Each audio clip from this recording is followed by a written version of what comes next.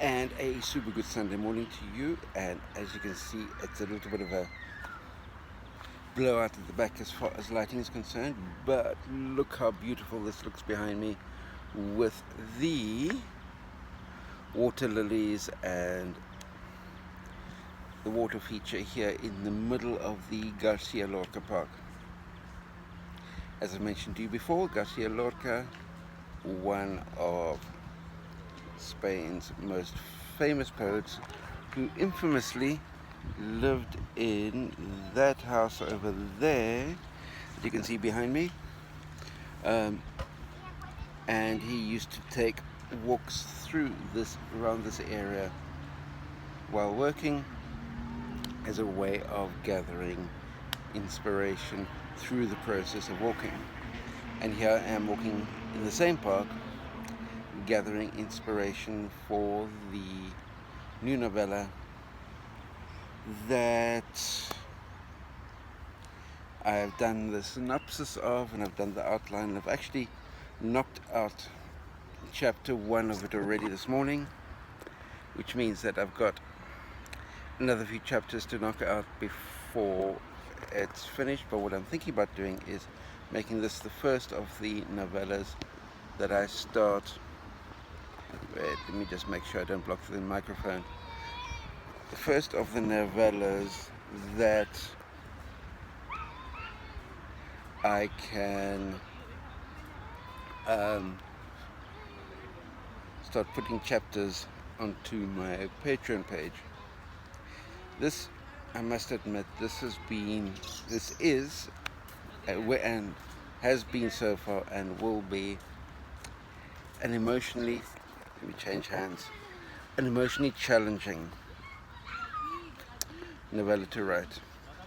It deals with mental health issues and what happens when you have a history of self-harm.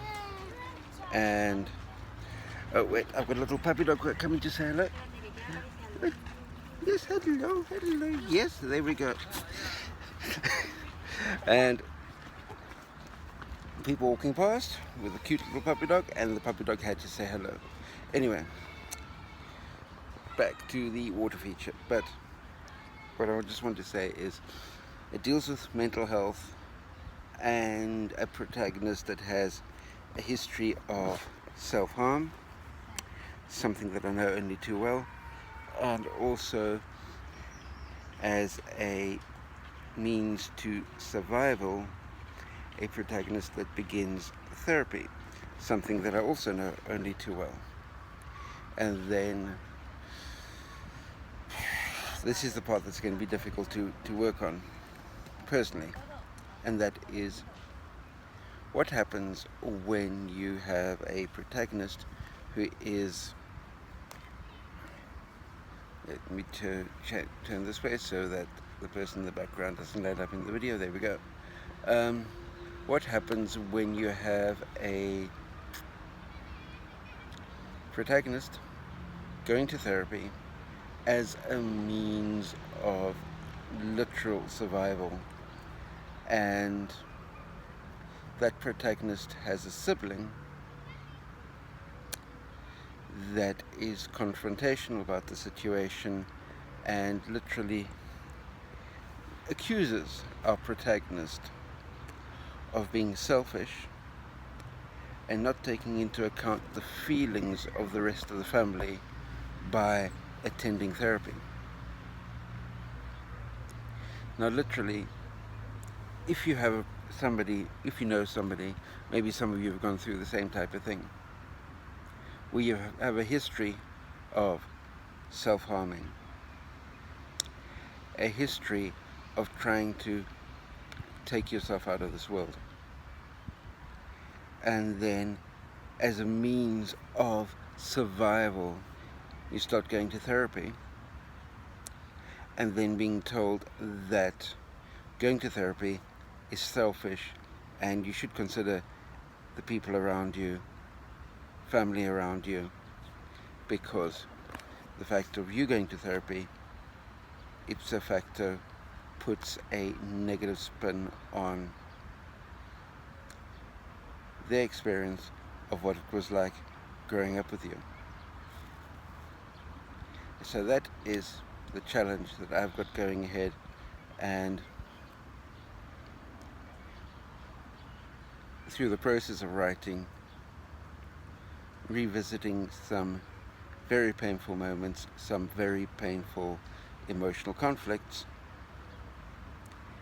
and what I see as the ideal potential outcome for that. So that's what I'm working on at the moment. I must say,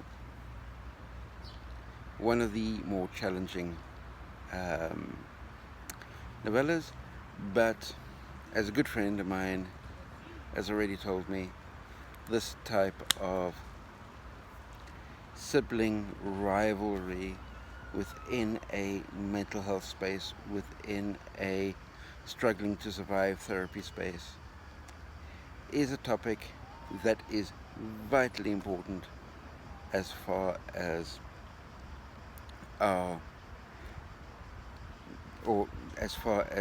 removing the negative stigma associated with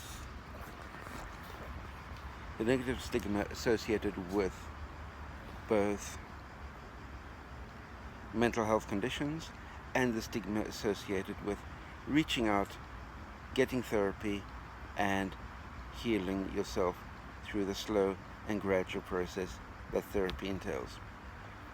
That's where I'm at the moment, and hopefully this afternoon I'll be able to post the first of these chapters onto the Patreon page. So for those of you that are following me here and following the Patreon page as well, you'll be able to pick up those first chapters as I finish writing them, so there can be really warts and all rough draft type of chapters appearing there, but you'll be able to keep it abreast of what's happening as I'm writing. Speak to you soon, my friends, until we meet next week Sunday, with hopefully a more cheerful disposition as far as what the next novella is that I'll be working on, because I've got a whole new series that I'm needing to start doing a series outline for, that'll be potentially another 15 novellas and maybe some longer novels thrown in as well. Speak to you soon, my friends. Until next week Sunday, take care. Bye.